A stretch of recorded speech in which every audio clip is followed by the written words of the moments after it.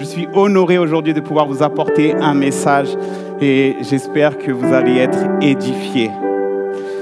Les amis, j'aimerais commencer par vous partager quelque chose. Il y a une question que je suis sûr que vous êtes tous posée un jour dans votre vie. Moi, la première fois que je me la suis posée, j'avais l'âge d'un super kids. Je pense que je devais être aux alentours de peut-être 7, 8 ans dans ces eaux-là. Un jour, j'étais à l'église catholique à l'époque. Et ce qui s'est passé, c'est que le prêtre a posé une question. Il a posé la question suivante. Les enfants, est-ce que vous connaissez Moïse? J'ai été un peu bluffé. J'ai dit, waouh, comment ça se fait que lui, il connaît Moïse? J'ai levé la main, j'ai répondu, oui, je connais Moïse. C'est mon cousin. Petit moment de gêne. Le prêtre m'a regardé bizarre, il ne m'a pas répondu. Les enfants ont rigolé. Un autre enfant a répondu, oui, Moïse, c'est un personnage de la Bible, vous l'aurez deviné. Et là, effectivement, j'ai eu un peu honte et je me suis posé la question suivante. Est-ce que je peux revenir en arrière? Pour l'histoire de Moïse, c'est bon enfant. Mais vous savez, dans ma vie, il y a plusieurs choses que j'ai fait que je ne suis pas fier. Il y a des choix que j'ai faits, des choses que j'ai dit, des actes que j'ai commis, pas des actes criminels, mais des actes que j'ai commis qui font que j'ai eu des regrets.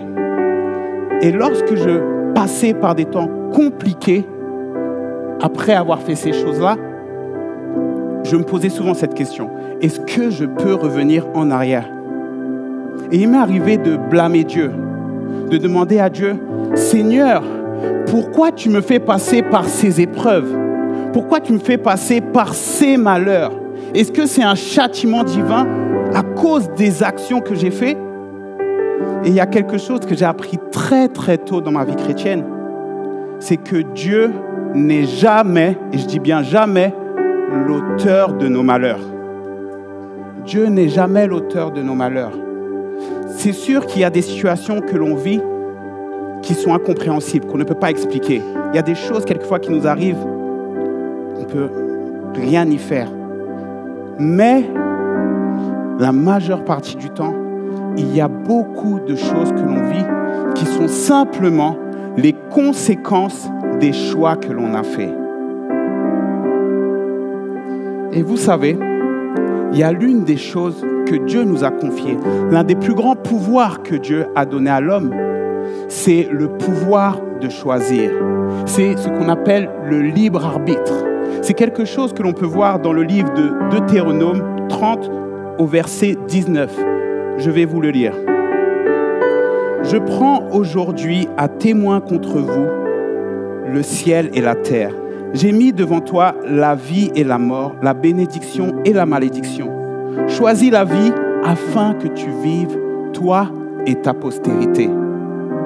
Choisis la vie afin que tu vives, toi et ta postérité. Dans ce passage, il y a un parallèle entre la vie et la bénédiction, la mort et la malédiction. Si je dois simplifier, la vie et la bénédiction, c'est simplement le chemin qui nous conduit auprès de Dieu, qui nous conduit dans sa présence, qui nous conduit dans sa paix, qui nous conduit dans son amour. Mais si je prends le chemin de la mort et de la malédiction, c'est l'inverse. C'est le chemin qui nous éloigne de Dieu. C'est le chemin qui nous conduit dans la malédiction. Et la malédiction, comme je disais, ce n'est pas l'œuvre de Dieu. C'est simplement quelquefois les conséquences des choix que l'on a faits. Ces conséquences peuvent nous pousser à vivre des choses que l'on n'aurait jamais voulu vivre. Et quand ces choses arrivent, on se pose souvent la question, est-ce que je peux revenir en arrière? Et vous savez, ces deux chemins que Dieu met devant nous, ces deux chemins dans lesquels on peut rencontrer des difficultés. Je ne vais pas vous mentir, je ne vais pas vous dire que sur le chemin de la mort, il n'y a que les difficultés. Sur le chemin de la vie, tout sera rose. Ça serait vous mentir. Mais par contre, quand on est sur le chemin de la vie, c'est le chemin où Dieu est avec nous. Et la Bible nous dit que tout concourt au bien de ceux qui aiment Dieu et qui cherchent à accomplir ses desseins.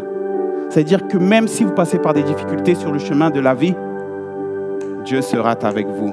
Amen.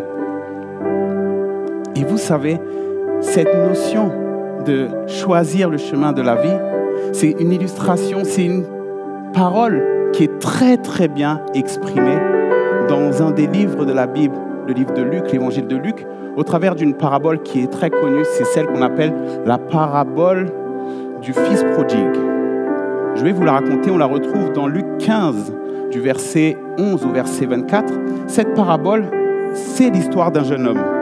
Ce jeune homme, il a fait un choix. Son choix, ça a été de prendre son héritage et d'aller vivre sa vie loin de son père dans un autre pays. Et ce qu'il a fait avec tout ce qu'il avait, c'est qu'il a décidé de vivre une vie de débauche. On ne décrit pas exactement tout ce qu'il a fait, mais c'était pas top. Il a dépensé tout son héritage dans la débauche. Et ce qui s'est passé, c'est qu'arrivé à un moment, il y a eu une famine dans le pays dans lequel il était. À ce moment-là, il était ruiné, il n'avait plus rien. Et ce qu'il a dû faire, c'est aller s'occuper des cochons. Il s'est occupé des cochons, il était dans la boue, il n'avait même plus de quoi manger. Et à ce moment-là, il s'est souvenu que même les serviteurs de son père étaient mieux lotis que lui. C'était pas facile. Et à ce moment-là, ce qui s'est posé comme question, c'est: est-ce que je peux revenir en arrière? Vous savez, on peut toujours revenir en arrière. Et quand je parle de revenir en arrière, ce n'est pas revenir en arrière dans le temps, mais c'est revenir en arrière sur le chemin que l'on a décidé d'emprunter. Et c'est ce que cet homme a choisi de faire. Je ne sais pas si ça vous est déjà arrivé de devoir revenir en arrière sur une décision, une action, un regret que vous avez fait. Moi, c'est quelque chose qui m'est arrivé encore il y a quelques semaines. Ne me jugez pas. Et ne jugez pas mon épouse. Mais ce qui s'est passé, c'est qu'avec mon épouse, on a eu une petite prise de tête. Un truc bateau, mais on est partis chacun sur nos chemins. Et ce que j'ai tendance à faire dans ce genre de circonstances, c'est que je prie. Je suis quelqu'un de très spirituel. Je rigole, bien sûr. Mais bon, ce qui s'est passé, c'est que j'ai été prié. Et pendant que je priais, il y avait une parole qui revenait constamment dans ma tête. C'est « Sam, choisis la vie ». La première fois, je n'ai pas compris. Mais quand je priais, c'était ça qui revenait. « Sam, choisis la vie ». Et j'ai compris qu'à ce moment-là, choisir la vie, c'était choisir le chemin qui plaisait au cœur de Dieu. C'est faire vraiment ce que Dieu attendait de moi. Revenir dans sa présence, revenir faire ce que lui attendait que je fasse. Et à ce moment-là, j'ai compris que ce qu'il fallait que je fasse, c'est que j'aille demander pardon à ma femme. C'est que je prenne ce chemin et que j'aille lui dire pardon. Et j'ai commencé à prendre ce chemin. Il y avait 5 mètres qui nous séparaient. Mais lorsque je m'approchais d'elle, il y avait des sentiments qui montaient. Vous connaissez les hommes, orgueil, fierté, machin, qui fait que lorsque j'ouvrais la bouche,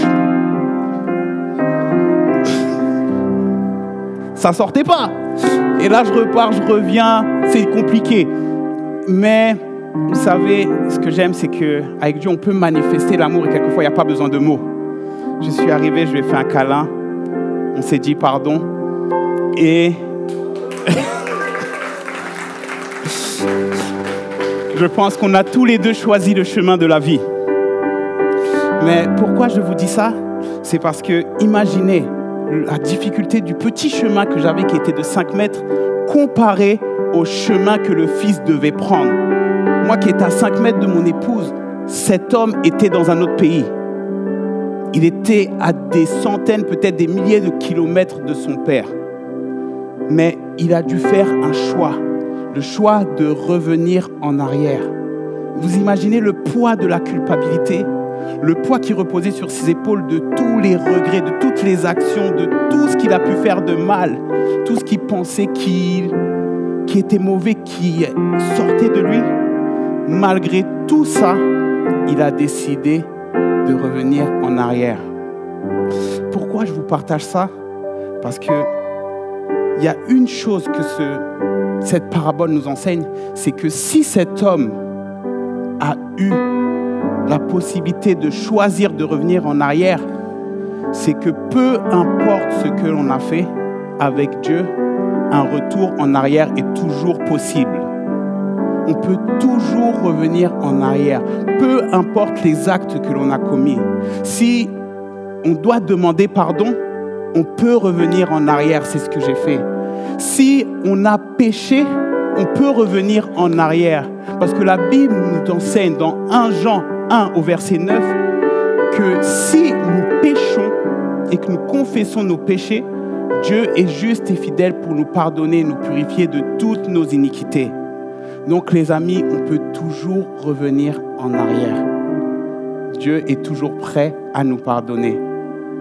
Et c'est ce que l'on voit. Lorsque le Fils est revenu auprès du Père, le Fils avait sa perspective. Le Fils se voyait d'une certaine manière. Il se voyait disqualifié. Il se voyait indigne. Il se voyait coupable. Il se voyait pécheur. À tel point qu'il se disait « Je ne peux plus être appelé ton fils. Traite-moi comme l'un de tes serviteurs. » Mais vous savez, ça c'était la perspective du Fils. Parce que la perspective du Père, et vous avez compris que le Père c'est Dieu, c'était autre chose. La perspective du Père, c'était qu'il voyait son Fils revenir à lui. Il voyait son Fils qui se repentait, son Fils qui revenait. Et lui, son Père, ça lui a créé une grande joie dans son corps, dans son cœur. Son Fils était encore à des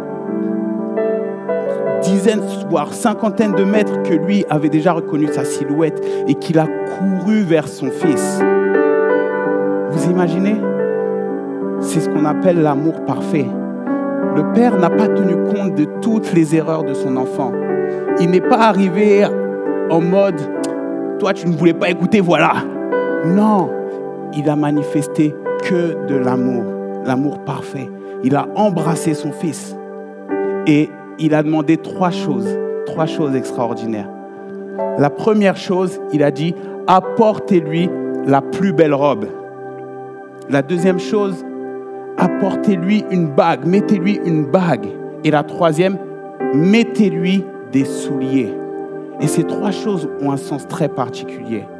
La première chose, la robe, la belle robe, la plus belle robe, c'est vraiment le vêtement que Dieu nous met lorsqu'il nous retire le vêtement sale du péché. Lorsqu'on revient dans sa présence avec cette culpabilité, avec toutes les erreurs que l'on a fait, Dieu ôte le vêtement sale et il nous met un nouveau vêtement qui représente la sanctification, qui représente la justification que l'on retrouve auprès de Dieu. La deuxième chose, c'est la bague. La bague, c'est l'alliance. Comme quand on échange des alliances lors d'un mariage pour se dire que l'on s'appartient l'un à l'autre. La bague que le père a remis à l'enfant, c'est un signe de dire que voici, celui-ci est mon fils bien-aimé. En lui, j'ai mis toute mon affection. Troisième chose, les souliers. Les souliers, c'est l'image de la nouvelle vie que l'on arpente. C'est l'image de l'équipement que Dieu nous donne pour pouvoir marcher sur le chemin de la vie, le chemin que l'on a choisi lorsqu'on revient près de lui. Et vous savez, ces trois choses, c'est la restauration que Dieu veut opérer dans la vie et dans le cœur de chacun de nous. Car vous avez compris que le Père, c'est Dieu. Nous sommes les fils. Nous sommes les fils. Et dans 2 Corinthiens 5 au verset 17, la parole nous enseigne que si nous sommes en Christ, nous sommes une nouvelle créature. Les choses anciennes sont passées et toutes choses sont devenues nouvelles. Ça veut dire que lorsque on est en Christ, c'est un signe de dire si on choisit le chemin de la vie, car Jésus est la vérité, le chemin et la vie. Si on choisit ce chemin et que l'on vient en Christ, on est une nouvelle créature. Ce qui signifie que toutes les choses anciennes sont passées. Dieu ôte le péché, efface le péché de notre vie et toutes choses sont devenues nouvelles. Il nous donne la possibilité de marcher sur le nouveau chemin de la vie. C'est ce que Dieu désire faire avec chacun de nous. Dieu est ce Père plein d'amour qui a simplement la volonté que l'on revienne à lui. Cette parabole du fils prodigue, elle parle de nous. Je l'affectionne particulièrement parce que c'est l'histoire de ma vie. Pendant très longtemps, je me suis senti comme étant cette personne qui était loin de Dieu. Je me suis senti indigne, coupable, disqualifié. Je me suis senti pécheur. Je pensais que je ne pouvais pas revenir en arrière. Mais l'amour de Dieu m'a montré qu'un retour en arrière était possible. Et un jour, j'ai dû faire ce choix, le choix de marcher avec le Seigneur. Et je vous promets que ça a transformé ma vie. Aujourd'hui, je ne suis plus le même qu'il y a 15 ans. Ça commence à dater, oui. Mais je ne suis plus le même. Et je pense que chacun de nous, on a la possibilité de faire le choix de revenir en arrière. Dieu nous a donné à tous le pouvoir de choisir. Si on se sent loin de Dieu, on peut revenir en arrière. Si on sent qu'on a péché, on peut revenir en arrière. Il suffit simplement d'accepter le Seigneur Jésus qui est la vérité, le chemin et la vie. Et Dieu viendra dans nos vies pour restaurer notre âme, restaurer nos cœurs et nous permettre de marcher sur ce nouveau chemin. Ce matin, je crois que s'il a fait avec moi, s'il a fait avec les baptisés, s'il avait avec la majeure partie de l'Assemblée, il peut le faire aussi avec vous. Mais cette chose-là, c'est un choix personnel.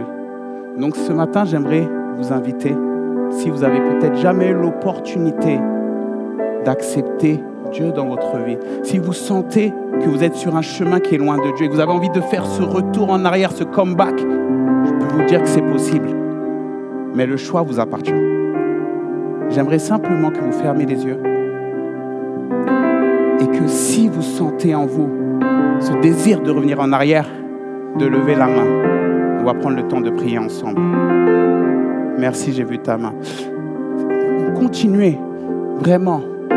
Aujourd'hui, vous avez une opportunité de revenir en arrière. Ne passez pas à côté. Dieu veut vous faire du bien. Dieu veut vous faire du bien. Merci. Levez la main si vous avez besoin. On va prier ensemble. Amen. Pour ceux qui ont levé la main, je vous demande simplement de répéter après moi.